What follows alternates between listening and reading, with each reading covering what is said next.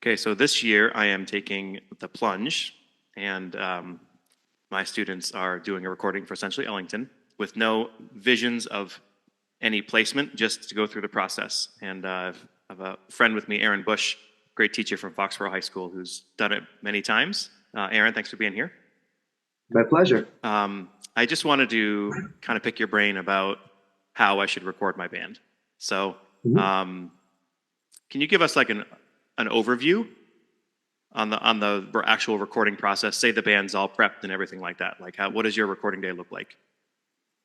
I guess I should start off by saying um, when we record in Foxborough, it isn't necessarily only for the Essentially Ellington process. It's part of our curriculum every year. So I use it as an opportunity to give kids, a feeling of what it's like to be professionally recorded, to hold themselves at a professional standard, to work with a professional recording engineer, to see the whole mixing process. It's an opportunity for them to, experience what it's like to be a professional musician. And then typically, I'll record more than the tunes that I'll be submitting for Essentially Ellington. So you have to submit one tune from the current year's library, which, this year it's a very challenging, lineup of tunes. It's challenging every year. There's never any easy tunes. Mm-hmm. The music of Duke Ellington is just so varied and complex and sophisticated and really, really difficult. I'll have an idea. If I'm fortunate enough to be in the festival, the previous year, the band plays the 8 tunes at the finals of the Saturday night concert. So you get to hear what the tunes for next year are going to be. Mm-hmm. I usually program anywhere between, 10 to 15 Ellington pieces in our first two terms. So they'll actually have a chance to work on the music of Duke and perform the music of Duke multiple times before we even need to select tunes to record for the festival. The Duke's music is in our curriculum, because it deserves to be there. Not only because we're going to be using it to record for Essentially Ellington. By the time we get to, December, we have a pretty good idea of what we're going to be recording. I'll record anywhere between 5 to 8 or 9 tunes every year in that session. And that's strictly based on, what they're capable of doing physically in that time period, the brass players. Sure. And the amount of time that it takes. We hire a recording engineer that I've been working with, and Foxborough has been working with for about 25 years, who comes in and basically turns our band room into a studio. When I record the bands, I guess I should start by saying every band and every band director is different. And I would encourage you to do what's best for your group and what you feel is best for the space and for the kids and for their educational experience. So that being said, there are some groups that will record over multiple days. There are some groups that will record in one shot, like we do. There are some groups that will do multiple takes of tunes and then analyze those tunes and then do another recording session. It's all what's best for you. There is no one best procedure. So the way I do it is our engineer comes in, sets up minimal amount of mics, but the majority of the setup is actually the mixing screens and board, because as part of our session, we'll only play for about, an hour or so, and then we'll take a break, grab some dinner, and then they'll come back and we'll mix down the tracks together so they can see the process of what it looks like. getting moving from one side, panning from one side to the other. We don't edit tracks. You're not allowed to Mhm. for the festival. I personally take. I like recording my band like Duke did, so I do it very acoustically. Okay, so how many mics do you use? Where do you put them? Yeah, so I set up the rhythm section in the middle of the room, and bass in front of drums, guitar off to the left side of the drum set, right next to the hi hat. Um, I have, I think, one saxophone section mic. Saxophones are on one side, the brass are on the other side of the rhythm section. Um, Jazz at Lincoln Center actually released a great diagram maybe 10, 15 years ago Okay. about how to record your band. And it's just, rhythm section in the middle, and then you have brass over here, and then you have saxes over here. And I basically use one section mic for the saxes. They're kind of arced around the mic. I use one or two section mics for the trombones, and then one or two for the trumpets. And that's it, usually one. Then a solo mic that I usually will have my soloist play up front in front of the rhythm section. They can play from within the section, but I've always felt it's good for a soloist to stand up and move or be in a space where they feel they're visually at a point of attention. With the rhythm section, I don't amp anything. I very rarely amp the music of Duke all year. Only when we're playing in our bigger hall do I have the bass plug in. But the bass usually just gets a mic right in front of the bridge. Guitarist has a standing mic that comes up right in front of their hand. Drums will get, I think we do a mic on an overhead mic, and then we do a mic on the kick and a mic on the snare. And the piano will just get usually one or two dynamic mics inside. That's it. I mean, I try to teach the band throughout the year to play acoustically and listen. I've never really felt that. Well, I always feel that like mics in general, they're not going to make you magically sound better. They just make you louder. Yeah, they just make you louder. So they're going to take all the things that you're currently not doing and expose it more. When you say teaching your kids to play acoustically, what is for somebody who doesn't know what that means? Yeah, so I don't mic. I usually don't have the bass plug in, so the kids always listen for the bass. They balance to the bass. The bass player obviously has to be playing at a level where they can physically manipulate the instrument to create a characteristic sound and have good pitch and good time. Bass is so important. Really, it's a relationship between bass and lead trumpet. Bass, drums, and lead trumpet. And then in terms of balancing, and this is more of like an educational kind of philosophy concept, but rather than like where it relates to the miking of the band, but the brass understands and the saxes understand that they're playing underneath a lead part. That lead part dictates not only the volume and the articulation style, but also the internal dynamics of the phrase.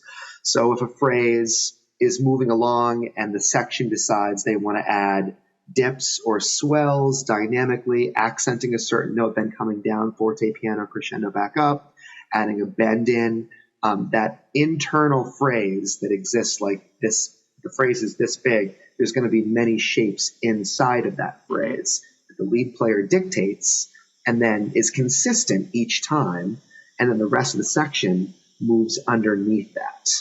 So the ensemble sections have internal phrase shape and internal phrase dynamics.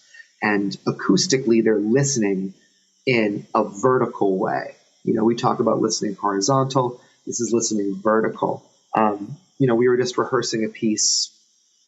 What was the piece? Rockabye River, which is a great piece by Duke that features Johnny Hodges on the lead alto chair, and it's a beautifully soulful melody.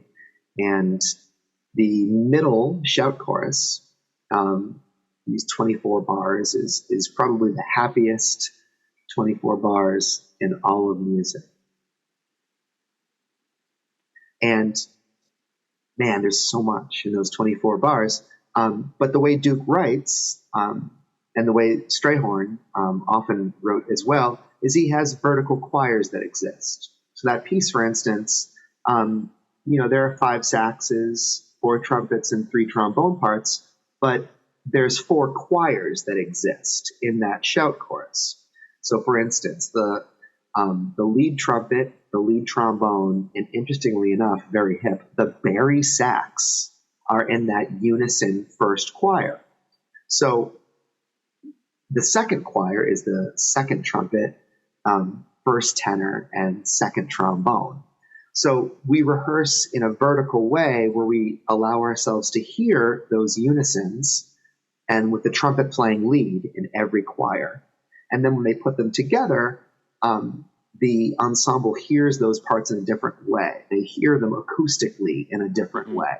So long answer that a lot of it was probably a waste of time. I'm sorry. No, it's a good answer. That's what we need to hear. But that's so you multiply that acoustic concept of those 24 bars times every bar in every tune, where every phrase has shape, every phrase has internal dynamics, and then on top of that, while all of that's going on, they're listening to lead players in the sections. The lead player is listening to bass, and everybody's listening to bass, and the drums are balancing the bass, and the rhythm section is acting as a choir in and of itself. So similarly to how you have a lead trumpet and a second trumpet, you have that bass playing lead, and then you have the drums, playing second, or it might flip-flop depending on what the arrangement requires. So all of this is done all year long, and they listen acoustically, they react acoustically, and they do this all without any amplification whatsoever. So when it comes time to record, ideally it's like any other day. When I do record, I tell the students in a loving way, if you can't get the tune right in one take, you shouldn't be recording it. Just because the amount of things that they're required to make it sound good and to be authentic and to be soulful and to be swinging. If you're sitting there worried about, I've never been able to play this one phrase right. I mean, you're not gonna, when the mics go on and you pot up that stuff and you pull up the monitors and you see the sound and you're not magically going to play it the one time correct at the recording session.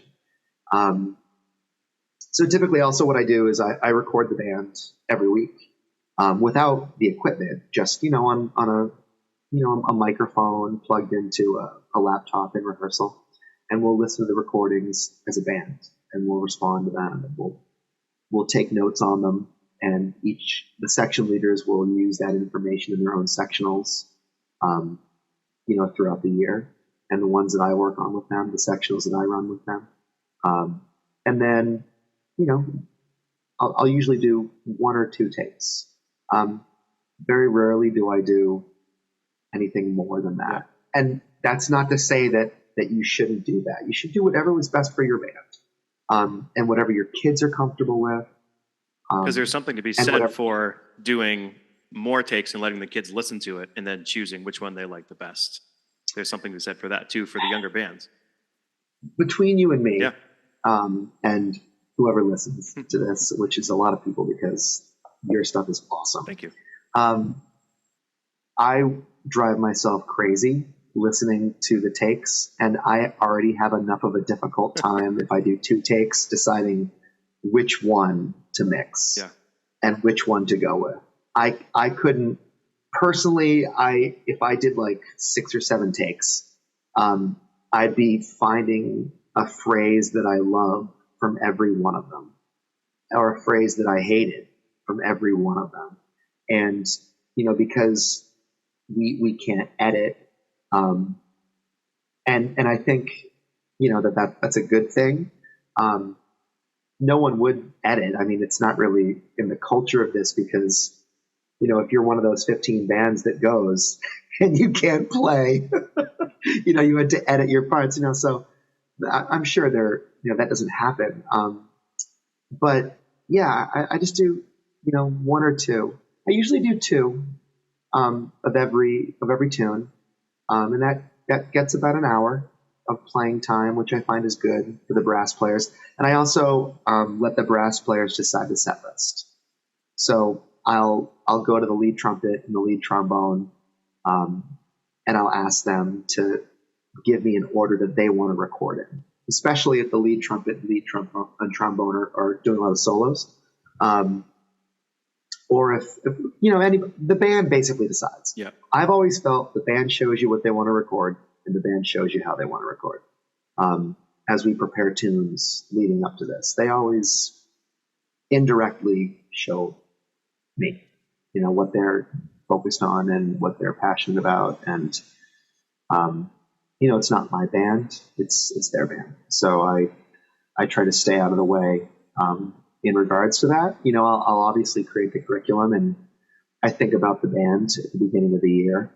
And I think about, mainly with Ellington's music, who are my soloists. Right. Because Ellington's music is so solo driven, and those voices are so important. So I use the music as a vehicle to help students grow in the band, and then think about who my soloists are, and then others, all the stuff that you think about, any band director thinks about, where are your strengths, where are your weaknesses, can you hide the weaknesses, can you highlight the strengths, can you use this music to develop the weaknesses and the strengths, and then they all, like I said, they show you Right. what their plan is. I had a couple thoughts as you were talking. One, I was with Eugene Corporon one time out down in Texas, and he said to a group of us, he said, don't try to make your band sound like my band. Because, of course, the North Texas recordings are famous. Everybody hears them. And he says, don't try to make them sound like my band, because my band doesn't sound like that. We edited it, right? So, I mean, they sound really good, but he's like, we don't even sound like that. So, when you listen to Duke Ellington all the time, and then your band doesn't sound like that, like, it's so easy to have this complex about, like, it never being good enough, right? So just enjoying how well your students can play, and keep pushing them, but don't hold them to, I don't know. You want to hold them to that standard. I don't want to say that, but like 100%. And I mean, my recordings are never perfect. There's something in every single track that we've ever recorded that makes you go like, oh, I wish I could do that again, but that's part of being human. Mm-hmm. And I think, you hear those things in Duke's music too. It's some of the most iconic recordings, and there are missed partials here or there, and you just want to try to eliminate those issues, obviously that are really egregious. But there's time that fluctuates. There's, clams on notes, so that's fine. I think that's actually a good thing. They're never going to be perfect, but they can prepare at a perfect level, and they can think at a perfect level, but executing it, they're still high school students, and whatever happens, and I never have like a plan going into it of what tunes I'm going to submit of those 6, 7, 8, 9 tunes, because I don't know how they're going to turn out, and hopefully the band is consistent at a level where you'll have a good idea of what they consistently do well. But there have been years where I've gone into it. When I first started doing it, I think the first band that I ever took to Essentially Ellington, I went in with an idea of like, I bet these 3 tunes are going to be the ones that are going to come out best in the session. And I was so wrong. And I ended up submitting something completely different. I ended up submitting Brazilians, which just kind of came out of nowhere. And oftentimes too, I'll record tunes in the session that I might not think that I'll submit, but I've included in the session because someone playing a solo or drum, maybe I'll bring in the second drummer, or maybe I'll bring in, another soloist to have an opportunity to record. So it's an educational experience as well as it is just creating a high quality product. And I think all teachers do that. They seize an opportunity to give a kid, a high quality experience that will help them grow to the next level. I had a couple of. So there's always a couple tunes that I might do of that each year. A couple other thoughts. The biggest killer of any jazz band is an amp, right? Like we've all heard bands where if you just turn down the amps because everybody's shouting over each other, right? If it's too high, then.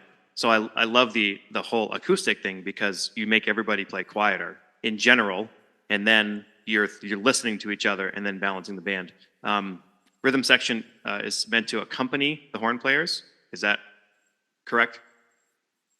Well, it depends. Yeah. I mean, on the tune and the moment of the tune, but generally speaking, yeah. I mean, the rhythm section is the foundational, bottom of the pyramid of time, and I actually think a big misconception of some younger, less experienced teachers might be that the drummer is the timekeeper.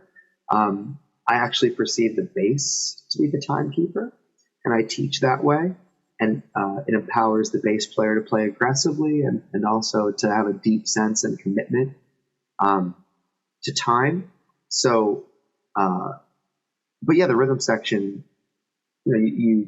all the rhythm sections that you hear at Essentially Ellington, all the bands that you hear are just so outstanding. Yeah. And I go back to listening to recordings of the first couple of years of that festival, with my kind of lineage of always being around Foxboro and the great Steve Massey, and hearing his bands at Essentially Ellington back in the early 2000s. How far those bands have come now is really shocking. And it's because the music of Duke Ellington has transformed jazz education, and the level of that festival and what it has given to our musical community, the gifts are immeasurable. And that's one of the many reasons why, I love Wynton Marsalis so much, is that he has changed jazz education by making this music available. And I'm forever grateful to him for that, for something that I've dedicated my life to, and to see the passion that festival brings and the celebration of the human spirit that it creates. And the great thing about EE is, you don't need to be a finalist band to reap the benefits of the process, as you were saying so wisely before we began. I mean, every band gets the same caliber of feedback. So you can be a band that, has been to the finals multiple times, and the feedback that you get on your recordings is the same as the feedback that a band that's never been before. Or maybe a band that doesn't even have all the players, the parts covered, or maybe is a really younger developing band. They're going to get the same feedback, meaning the same attention. And I know the pre-screeners work very hard and they spend a lot of time doing it, providing really substantive, valuable insight and feedback, specific things that you can do. And these pre-screeners are some of the finest jazz educators and players anywhere in the country, the world, really. It's the same caliber that you get if you go to the festival, and the judges that they have there. It's just world class in every regard.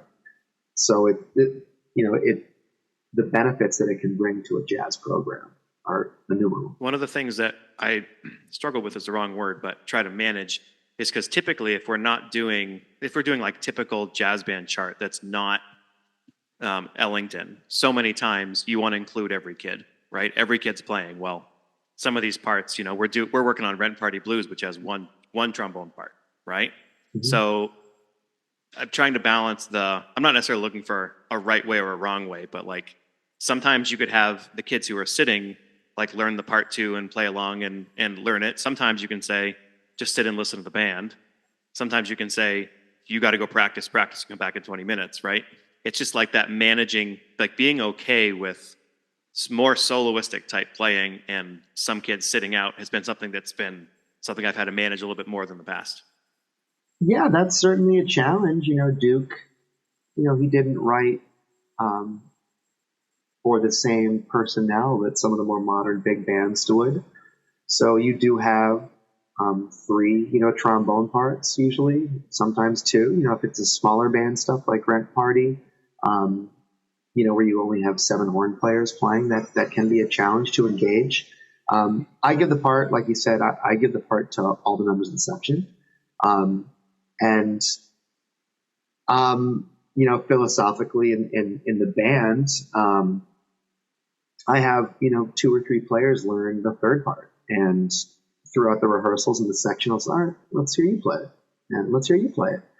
And if, so and so plays it better than so and so, okay, well, now you play that part when you record it. It's nothing personal. It's not, I like you better. It's just, it's a supportive, positive competition in a way.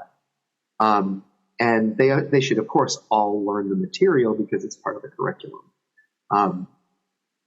I continuously come back to that. And Foxboro, is very fortunate to have been part of this festival for so many years, both with Steve before me and in Steve since Steve's retirement. But it's still just part of the curriculum. So when we record, that's part of the curriculum. And when we learn the music of Duke Ellington, it's part of the curriculum. And if we get in to the festival, great, cool. But we're still going to continue with the other music in our curriculum that might not have anything to do with Duke Ellington. And if we don't get in, okay, great, we're still going to continue with the curriculum. And so that's kind of become the driving force. This is one smaller part of a larger picture. Well, thank you. I don't think I have any more questions. I know I talked a lot. I'm sorry. No, it was great. And I like hearing your ability to describe what you guys do, but also say, every band is different. You got to do what's right for that band. Like, I didn't know, because there's some people who would put one mic in the middle of the band and circle around it, and there you go. And there'd be some people like the old days, and some people might like put one on every single kid and then put barriers in between them and all that stuff. So I was just curious to see what you've done. And they all have incredible benefits. The COVID year when we were recording asynchronously, which was just a delight. Terribly a delight. Yeah. So, we had to record each part separately, and like kids were like recording in rooms like this, or like recording in a bathroom, and then like layering them all together, and that was just the worst thing ever. But I recorded the rhythm section together, in the studio for that. And then I recorded the horns separately. And then when we got in to the festival that year, you had to resubmit another tune afterwards.